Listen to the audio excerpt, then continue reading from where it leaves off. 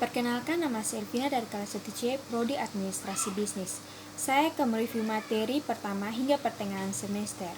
Yang pertama, kelompok-kelompok sosial dan kehidupan masyarakat. Manusia pada dasarnya adalah makhluk sosial, memiliki naluri untuk hidup dengan orang lain. Naluri manusia untuk selalu hidup dengan orang lain disebut gregariousness, sehingga manusia juga disebut hewan sosial. Pendekatan sosiologis terhadap kelompok-kelompok sosial. Kelompok sosial adalah himpunan atau kesatuan-kesatuan manusia yang hidup bersama oleh karena adanya hubungan antara mereka. Hubungan tersebut antara lain menyangkut hubungan timbal balik yang saling mempengaruhi dan juga suatu kesadaran untuk saling menolong. Tipe-tipe kelompok sosial. Yang pertama, klasifikasi tipe-tipe kelompok sosial. Yang kedua, kelompok sosial dipandang dari sudut individu. Yang ketiga, in-group dan out-group. Keempat, kelompok primer dan kelompok sekunder. Kelima, paguyuban dan patembayan. Keenam, formal group dan informal group. Ketujuh, membership group dan reference group. Kedelapan, kelompok okupasional dan volunteer. Kelompok-kelompok sosial yang tidak teratur. Yang pertama, kerumunan. Kerumunan adalah individu-individu yang berkumpul secara kebetulan di suatu tempat dan juga pada waktu yang bersamaan. Yang kedua, publik. Publik merupakan kelompok yang tidak merupakan kesatuan. Setiap aksi publik diprakarsai oleh keinginan individual yang masih mempunyai kesadaran akan kedudukan sosial yang sesungguhnya dan juga masih lebih mementingkan kepentingan pribadi daripada mereka yang bergabung dalam kerumunan. Masyarakat pedesaan dan masyarakat perkotaan. Yang pertama, masyarakat setempat. Istilah masyarakat setempat menunjuk pada bagian masyarakat yang bertempat tinggal di suatu wilayah dengan batas-batas tertentu, di mana faktor utama yang menjadi dasarnya adalah interaksi yang lebih besar di antara anggota dibandingkan dengan interaksi dengan penduduk di luar batas wilayahnya. Yang kedua, tipe-tipe masyarakat setempat.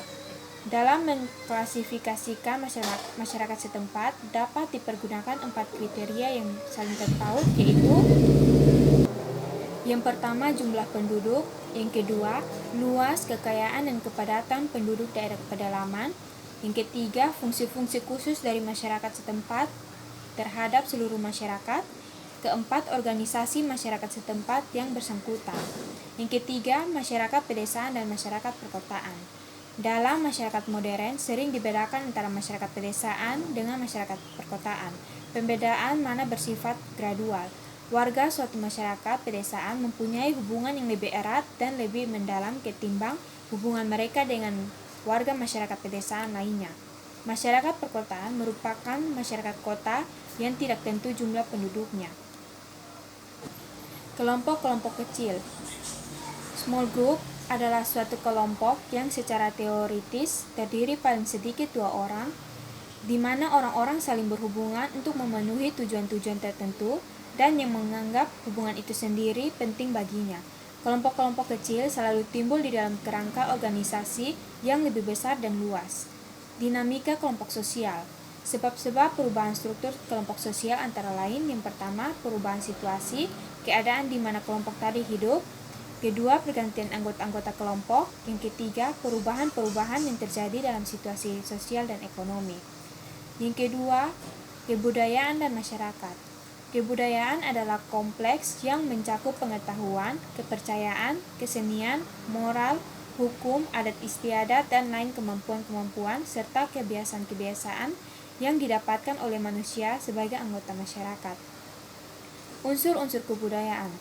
Unsur kebudayaan yang dianggap sebagai kultural universal yaitu yang pertama, peralatan dan perlengkapan hidup manusia.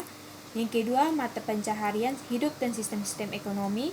Ketiga, sistem kemasyarakatan. Keempat, bahasa. Kelima, kesenian. Keenam, religi. Ketujuh, sistem pengetahuan. Fungsi kebudayaan bagi masyarakat. Fungsi kebudayaan sangat besar bagi manusia dan masyarakat, yaitu untuk melindungi diri terhadap alam, mengatur hubungan antar manusia, dan sebagai wadah segenap bangsa manusia. Sifat hakikat kebudayaan. Sifat hakikat kebudayaan sebagai berikut. Yang pertama, kebudayaan terwujud dan tersalurkan lewat perilaku manusia. Yang kedua, kebudayaan telah ada terlebih dahulu sebelum lahirnya suatu generasi tertentu dan tidak akan mati dengan habisnya usia generasi yang bersangkutan. Yang ketiga, kebudayaan diperlukan oleh manusia dan diwujudkan tingkah lakunya. Keempat, kebudayaan mencakup aturan yang berisikan kewajiban, tindakan yang diterima dan ditolak, tindakan yang dilarang dan yang diizinkan. Kepribadian dan kebudayaan. Kepribadian merupakan organisasi faktor biologis, psikologis, dan sosiologis yang mendasari perilaku individu. Kepribadian mencakup kebiasaan, sikap, dan sifat yang lain yang khas dimiliki seseorang yang berkembang apabila orang berhubungan dengan orang lain. Tipe-tipe kebudayaan khusus yang nyata memengaruhi bentuk kepribadian yaitu yang pertama, kebudayaan khusus atas dasar faktor kedaerahan. Kedua, cara hidup di kota dan di desa yang berbeda. Yang ketiga, kebudayaan khusus atas dasar agama. Keempat, kebudayaan berdasarkan profesi. Gerak kebudayaan. Gerak kebudayaan adalah gerak manusia yang hidup di dalam masyarakat yang menjadi wadah kebudayaan. Gerak manusia terjadi sebab dia mengadakan hubungan-hubungan dengan manusia lainnya. Artinya, karena terjadinya hubungan antar kelompok manusia di dalam masyarakat. Yang ketiga, lembaga kemasyarakatan atau lembaga sosial. Lembaga kemasyarakatan merupakan terjemahan langsung dari istilah asing social institution. Akan tetapi, hingga kini belum ada kata sepakat mengenai istilah Indonesia yang dengan tepat dapat menggambarkan isi sosial institution tersebut. Di sini akan digunakan istilah lembaga kemasyarakatan karena pengertian lembaga lebih menunjuk pada sesuatu bentuk, sekaligus juga mengandung pengertian yang abstrak perihal adanya norma-norma dan peraturan-peraturan tertentu yang menjadi ciri lembaga tersebut. Lembaga kemasyarakatan adalah himpunan norma-norma dari segala tindakan yang berkisar pada suatu kebutuhan pokok di dalam kehidupan masyarakat. Lembaga kemasyarakatan pada dasarnya mempunyai beberapa fungsi, yaitu yang pertama memberikan pedoman kepada anggota masyarakat, yang kedua menjaga keutuhan masyarakat yang bersangkutan, yang ketiga memberikan pegangan kepada masyarakat untuk mengadakan sistem pengendalian sosial. Proses pertumbuhan lembaga kemasyarakatan. Yang pertama, norma-norma masyarakat. Norma-norma yang ada dalam masyarakat terbentuk secara tidak sengaja, namun lama-kelamaan norma tersebut dibuat secara sadar. Norma yang ada dalam masyarakat mempunyai kekuatan mengikat yang berbeda-beda. Untuk dapat membedakan kekuatan mengikat norma tersebut, secara sosiologi dikenal adanya 4 pengertian, yaitu yang pertama cara, yang kedua kebiasaan, ketiga tata kelakuan, dan keempat adat istiadat. Yang kedua, sistem pengendalian sosial. Sistem pengendalian yang merupakan segala sistem maupun proses yang dijalankan oleh masyarakat selalu disesuaikan dengan nilai-nilai dan kaidah-kaidah yang berlaku dalam masyarakat. Ciri-ciri umum lembaga kemasyarakatan. Menurut Gilin, lembaga kemasyarakatan mempunyai beberapa ciri umum, yaitu yang pertama, suatu lembaga kemasyarakatan adalah suatu organisasi pola-pola pemikiran dan pola-pola perilaku yang terwujud melalui aktivitas-aktivitas kemasyarakatan dan hasil-hasilnya. Yang kedua, suatu tingkat kekekalan tertentu merupakan ciri semua lembaga kemasyarakatan. Yang ketiga, lembaga kemasyarakatan mempunyai satu atau beberapa tujuan tertentu. Keempat, lembaga kemasyarakatan mempunyai alat-alat perlengkapan yang dipergunakan untuk mencapai tujuan lembaga yang bersangkutan. Yang kelima, lambang-lambang biasanya juga merupakan ciri khas lembaga kemasyarakatan. Yang keenam, suatu lembaga kemasyarakatan mempunyai suatu tradisi tertulis atau yang tak tertulis. Tipe-tipe lembaga kemasyarakatan. Yang pertama, dari sudut perkembangannya ada 2 tipe, yaitu creative institution dan enacted institution. Yang kedua, dari sudut sistem nilai-nilai yang diterima masyarakat ada 2 tipe, yakni basic institution dan subsidiary institution. Yang ketiga, dari sudut penerimaan masyarakat terdapat 2 tipe, yaitu approved social sanctioned institution dan unsanctioned institution. Yang keempat, dari sudut penyebarannya dibagi menjadi 2, yaitu general institution dan restricted institution. Kelima, dari sudut fungsinya terdapat 2 tipe, yakni operative institution dan regulative institution. Cara-cara mempelajari lembaga kemasyarakatan. Cara-cara pendekatan atau mempelajari lembaga kemasyarakatan pendekatan dapat dirinci ke dalam yang pertama analisis secara historis, yang kedua analisis komparatif, dan ketiga analisis fungsional. Conformity dan deviation. Masalah yang erat hubungannya dengan pengendalian sosial adalah conformity dan deviation. Conformity yaitu penyesuaian diri pada norma-norma dan nilai-nilai dalam suatu masyarakat. Deviation yaitu penyimpangan terhadap norma-norma dan nilai-nilai tersebut. Conformity biasanya sangat kuat dalam masyarakat-masyarakat yang tradisional. Hal yang sama pada masyarakat di kota-kota seringkali dianggap sebagai penghambat kemajuan dan perkembangan. Lapisan masyarakat atau stratifikasi sosial. Selama dalam satu masyarakat ada sesuatu yang dihargai dan setiap masyarakat pasti mempunyai sesuatu yang dihargainya, maka barang sesuatu itu akan menjadi bibit yang dapat menumbuhkan adanya sistem lapisan dalam masyarakat itu. Barang sesuatu yang dihargai di dalam masyarakat mungkin berupa uang atau benda-benda yang bernilai ekonomis, mungkin juga berupa tanah, kekuasaan, ilmu pengetahuan, kesolehan dalam agama, atau mungkin juga keturunan yang terhormat. Sistem lapisan dalam masyarakat dalam sosiologi dikenal dengan istilah social stratification, yang merupakan pembedaan penduduk atau masyarakat ke dalam kelas-kelas secara bertingkat.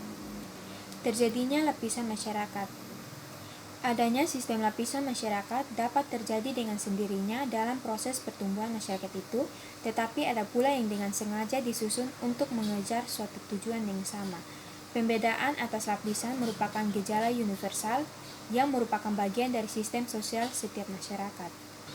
Sifat sistem lapisan masyarakat. Sifat sistem lapisan di dalam suatu masyarakat dapat bersifat tertutup, yaitu membatasi kemungkinan pindahnya seseorang dari satu lapisan ke lapisan yang lain, dan terbuka, yaitu setiap anggota masyarakat mempunyai kesempatan untuk berusaha dengan kecakapan sendiri untuk naik lapisan. Pada umumnya, sistem terbuka ini memberi perangsang yang lebih besar kepada setiap anggota masyarakat untuk dijadikan landasan pembangunan masyarakat daripada sistem yang tertutup. Kelas-kelas dalam masyarakat. Kelas sosial adalah semua orang dan keluarga yang sadar akan kedudukannya di dalam suatu lapisan, sedangkan kedudukan mereka itu diketahui serta diakui oleh masyarakat umum. Dasar lapisan masyarakat. Ukuran-ukuran yang biasa dipakai untuk menggolong-golongkan anggota masyarakat ke dalam lapisan-lapisan adalah ukuran kekayaan, ukuran kekuasaan, ukuran kehormatan, dan ukuran ilmu pengetahuan. Unsur-unsur lapisan masyarakat. Hal yang mewujudkan unsur-unsur baku dalam teori sosiologi tentang sistem lapisan dalam masyarakat adalah kedudukan dan peranan. Yang pertama, kedudukan. Kedudukan diartikan sebagai tempat atau posisi seseorang dalam suatu kelompok sosial. Kedudukan sosial artinya tempat seseorang secara umum dalam masyarakatnya sehubungan dengan orang-orang lain dalam arti lingkungan pergaulannya, prestisnya, dan hak-hak serta kewajiban-kewajibannya. Yang kedua, peranan. Peranan merupakan aspek dinamis kedudukan. Apabila seseorang melaksanakan hak dan kewajibannya sesuai dengan kedudukannya, maka dia menjalankan suatu peranan. Lapisan yang sengaja disusun. Chester F. Barnard membatasi diri pada uraian tentang sistem pembagian kedudukan dalam organisasi formal yang di dalam masyarakat merupakan bagian-bagian yang khusus. Akan tetapi dikatakan olehnya bahwa faktor-faktor yang terdapat di dalam organisasi itu selalu mempunyai hubungan timbal balik dengan keadaan di dalam masyarakat luas di mana organisasi-organisasi itu berada. Menurut Barnard, sistem pembagian kedudukannya pada pokoknya diperlukan secara mutlak agar organisasi dapat bergerak secara teratur untuk mencapai tujuan yang diinginkan oleh para penciptanya. Mobilitas sosial. Yang pertama, pengertian umum dan jenis-jenis gerakan sosial. Gerak sosial atau social mobility adalah suatu gerak dalam struktur sosial, yaitu pola-pola tertentu yang mengatur organisasi suatu kelompok sosial. Yang kedua, tujuan penelitian gerak sosial. Para sosiolog meneliti gerak sosial untuk mendapatkan keterangan-keterangan perihal keteraturan dan keluasan struktur sosial. Para sosiolog mempunyai perhatian yang khusus terhadap kesulitan-kesulitan yang secara relatif dialami oleh individu-individu dan kelompok-kelompok sosial dalam mendapatkan kedudukan yang terpandang oleh masyarakat dan merupakan objek dari suatu persaingan.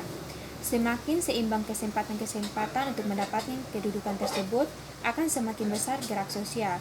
Itu berarti bahwa sifat sistem lapisan masyarakat semakin terbuka. Yang ketiga, beberapa prinsip umum gerak sosial yang vertikal.